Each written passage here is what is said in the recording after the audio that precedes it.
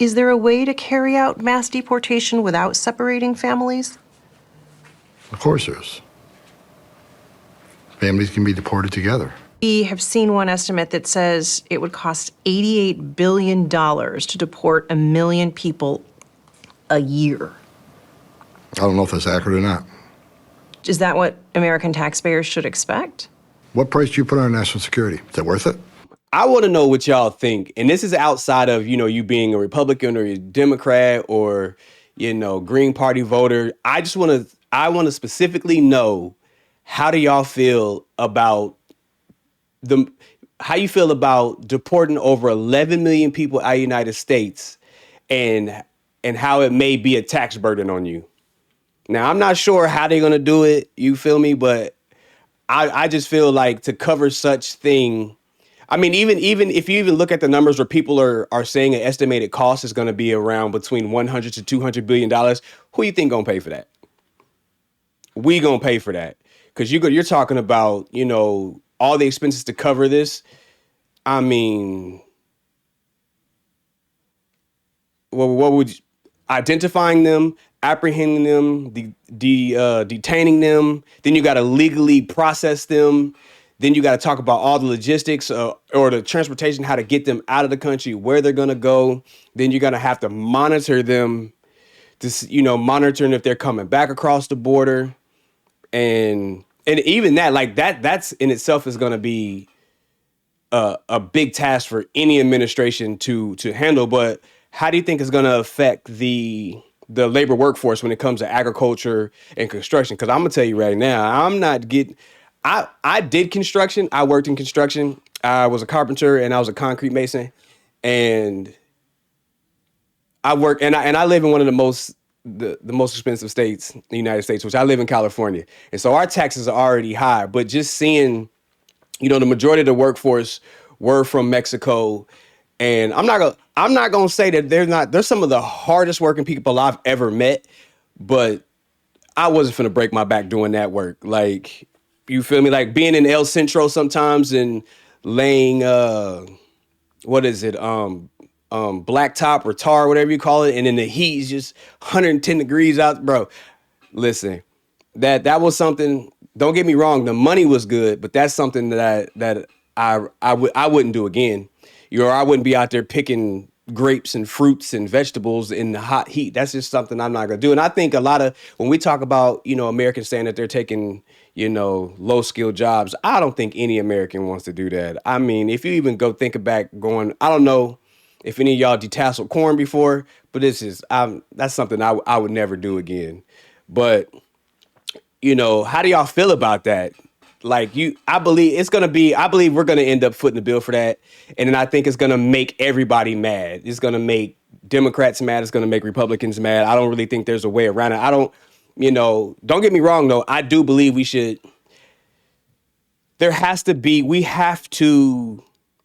definitely have to beef up our border security. We need to do a better job with that. I think that's been a failure on both sides of the aisle. But just 11 million people, like, that's crazy. But do you think even then deporting that many people, right?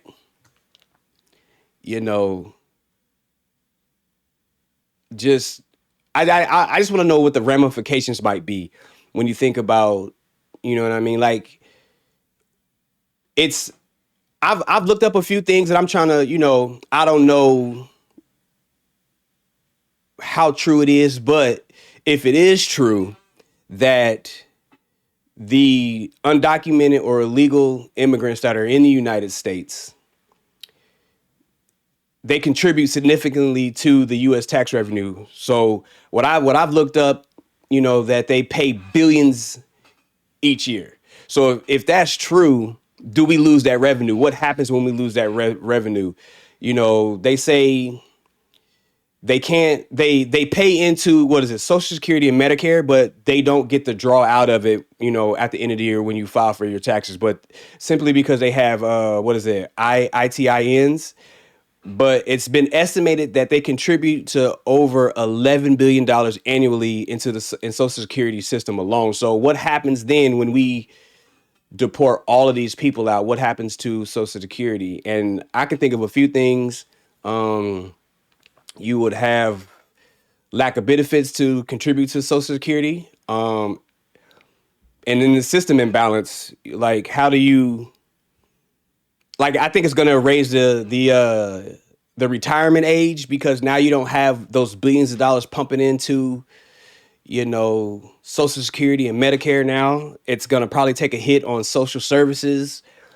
Like, what do we do? Like, how do you balance that? Because we're already operating at what is it, as a deficit. We already owe a crap ton of money.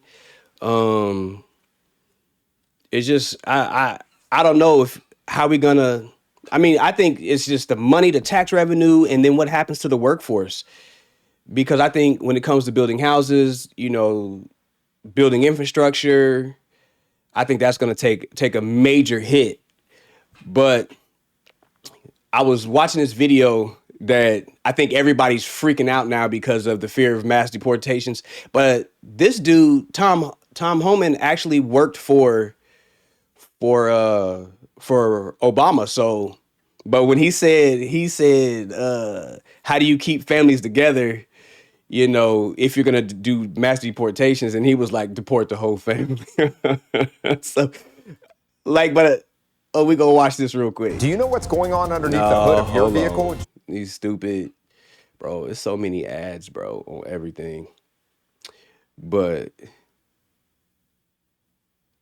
Obama deported more people than anybody, or I would say than Trump's Trump administration. Tom Homan was one of the creators of this zero tolerance policy, leading to the separation of thousands of migrant children from their parents. Immigrant rights advocates are now concerned that this scenario could play out on an even larger scale during the second Trump administration. We will begin the largest deportation operation in American history. As part of President-elect Trump's campaign promise to undertake mass deportations of undocumented immigrants, he's now named former ICE Director Tom Homan as his border czar. Under the Obama administration, Homan carried out a record number of formal deportations. Homan recently appeared on 60 Minutes. Is there a way to carry out mass deportation without separating families? Of course there's. Families can be deported together. What we want. Yo, the look on his face, he ain't playing he ain't playing no games. Like, he's like, yeah, sure there is. Deport the families too. Like, but listen, I'm not trying to laugh, but to be truthfully honest with you, if Barack Obama, I looked up, where'd it go? Hold on. Was it here? No, was it, where was it at? Yeah, so everybody's worrying about, Donald Trump doing mass deportation. Listen, 11 million people is crazy, right?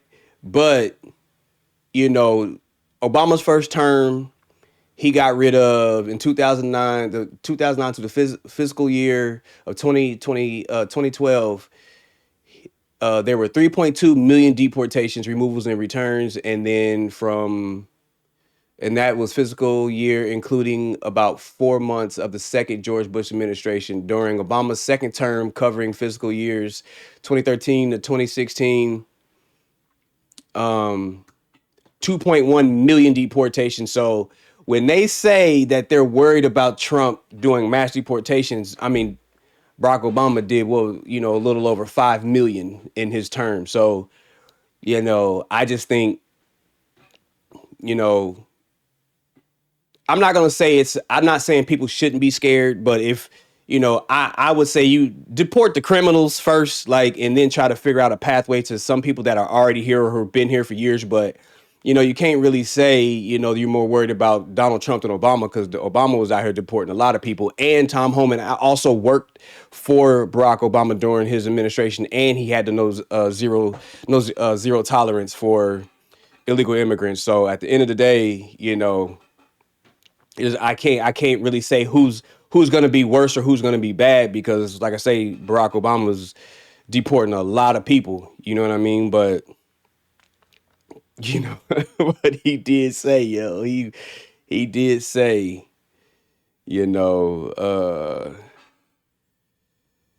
what you gonna do? You're gonna deport everybody and their families. But I just really wanted to know what you guys thought about that, just because I just feel like at the end of the day, it's just gonna be a lot of fear mongering. But at the end of the day, what else can you do when a system that is broken is what it is? I get why everybody would like to deport a lot of illegal immigrants. I do think, it creates some strain. And then on top of that, you have corporations that are looking to spend as little as they can on labor. So, do you punish employers for hiring illegal immigrants? So, but when you're looking at so far, what I've seen that Donald Trump wants to do is carry out large domestic deportation operation in American history. I doubt it even happens. I don't see he's doing that now. Tariffs. I think a lot of people don't understand how tariffs work. He's not going to end the Russia-Ukraine war within 24 hours. He may he may fully pardon people of convicting the storming the Capitol in 2021. And as far as a tax cut for middle class, I don't think that's going to happen. I think it's going to always be tax for the rich. I don't think it's going to change the trickle down economics. I haven't seen work yet. Economy. Let's see. It says Trump's economic promises also reiterate themes he pursued during his previous term office. He would pursue aggressive trade policy, this time including a 10% tariff on foreign goods.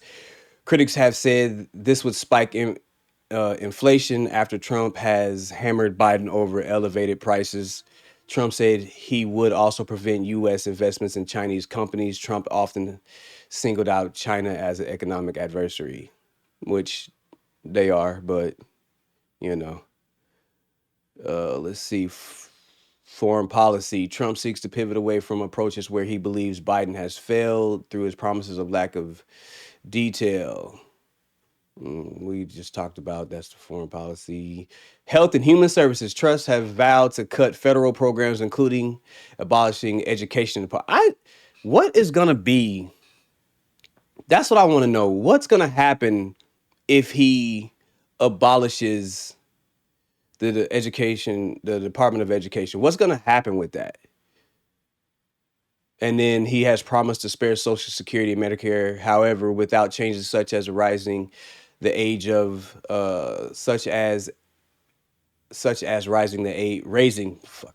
raising the age for Social Security. Programs are set to run out of money in about 10 to 15 years. So that's what I was like I said, going back to Social Security, if you deport 11 million people who add in, you know, 11 billion in Social Security and Medicare. What do you do after? Like, how do you put money back into that and then not raise the retirement age? That just doesn't make sense to me. Like, y'all know more than me. You understand? Like, I'm just a creative, so at the end of the day, all this is, I'm just now getting into actually paying attention into politics and things like that. And, voting locally, and just trying to be more involved in where my money goes. Because like I said, I live in Los Angeles. So you already know my taxes is high, cost of living's high, food's high, gas high, everything is high here. But just what do you do and then how do you even get other states? Because I know there's already states that are saying that they're not going to participate or, listen to Trump when he's talking about, they're not going to work with, his administration when it comes to, mass deportation. Like, what do you do? But just reading along the lines of, the cost of deportation on taxpayers. Let's see. I know they said, around 100 billion to 200 billion dollars, but it says even if Congress approved the hundreds of billions of dollars in spending, deporting every undocumented immigrant living in the United States would take far longer than 4 years. So he only has 4 years to do this. So how much how much you think, or how many people you think he's going to get deported within 4 years, especially if certain because I already know California's not going to work for him. Gavin Newsom he already called us a special meeting to already come up ways to not go along with anything with Donald Trump's administration. So we know that's not going to happen.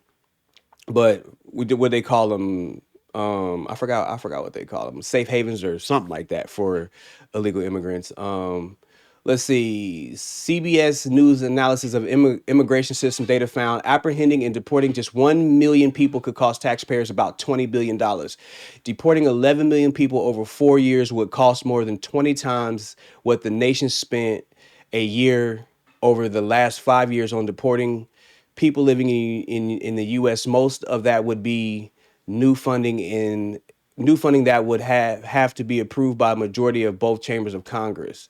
Assuming Donald Trump did get the funding and could rapidly expand the staffing in immigration enforcement in courts, the backlog of cases would grow, not decrease, by millions of cases based on what happened in the last two administrations. Man, bro.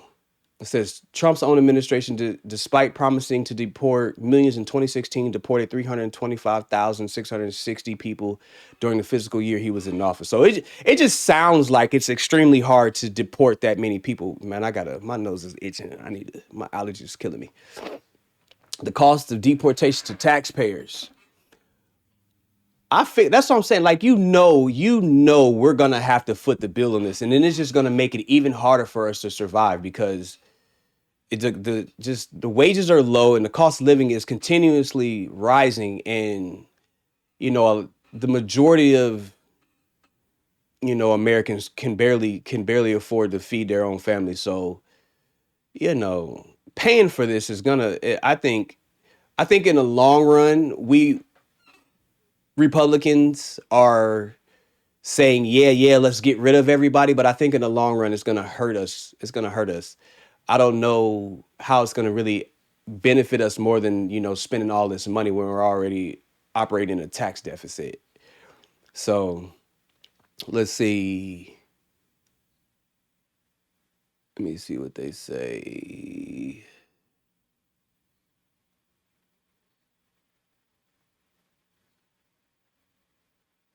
It says, even the lower end of the annual estimate, 40 billion, is enough to provide 20 million families each with a child tax credit each year, is more than double the Federal Emergency Management Agency entire budget. Over the 4 years, the sum would be 160 to 216 billion, is comparable to the cost of constructing around 500,000 new homes across the country. So, Lord, I don't know. Like I say, like, a lot of this is a foreign language to me. I've been reading and researching, but again, I want you guys to engage with this and let me know what you guys think, so I can have different perspectives, different opinions on what is going on. And also, you guys can link information in the comment section that will, allow me to go back and then just, read more and to be able to get, even a deeper understanding of what's actually going on. But then they're saying it can't possibly be anywhere near 11 million. Trump has said that local law enforcement will help the mass deportation since they know their names. I don't think you know all their names. They know their serial numbers. Experts say it's not so simple. One of the assumptions in the Trump proposal is that those local police and sheriffs are going to cooperate, which I don't think they are. Director of the Center of Comparative Immigration Studies at the University of California, San Diego, we know from the last couple of decades that one of the major ways for cities and states to dissent around immigration process has been for the police to cooperate or not cooperate with ICE, which we know they're not going to cooperate with ICE in California. So that's not going to happen. Trump has said he would deploy the National Guard to identify and detain immigrants who have entered illegally. The plan could face legal barriers such the law prohibits the use of federal troops for civilian law enforcement unless authorized by Congress. Trump responded to this by arguing that undocumented immigrants are civilians. Yeah, kind of got to agree with that one. But, and that's what I was saying. It was talking about mass deportations would reduce jobs. Beyond the costs outlined above, deporting millions of migrants could also negatively impact the United States economy and job market. One study found that Obama's secure communication program, which deported nearly 500,000 undocumented immigrants, not only pulled those immigrants from the workforce, but had a ripple effect on decreasing the employment and hourly wages of U.S.-born people as well. Scaling their findings, the researchers estimated for that every 1 million unauthorized workers deported, 88,000 native-born jobs were lost. I want to know how that worked out. I'm going to have to figure out how that worked out. An analysis from the nonpartisan Peterson Institute for International Economics released last month reached similar conclusions. Researchers found that mass deportations of even just 1.3 million undocumented immigrants would lower GDP and reduce employment in the U.S. by 8%, by 0.8% by 2028. A larger mass deportation. Where the heck did that just go? What's up with all these ads, man? Hold on. Where'd it go? Another larger mass deportation, over 8 million immigrants, would have a larger effect, lowering employment to 5.1% below the current baseline. Undocumented immigrants also pay $59.4 billion into federal taxes and $37.8 billion to state and local taxes, according to the study by the Institute of Taxation and Economic Policy.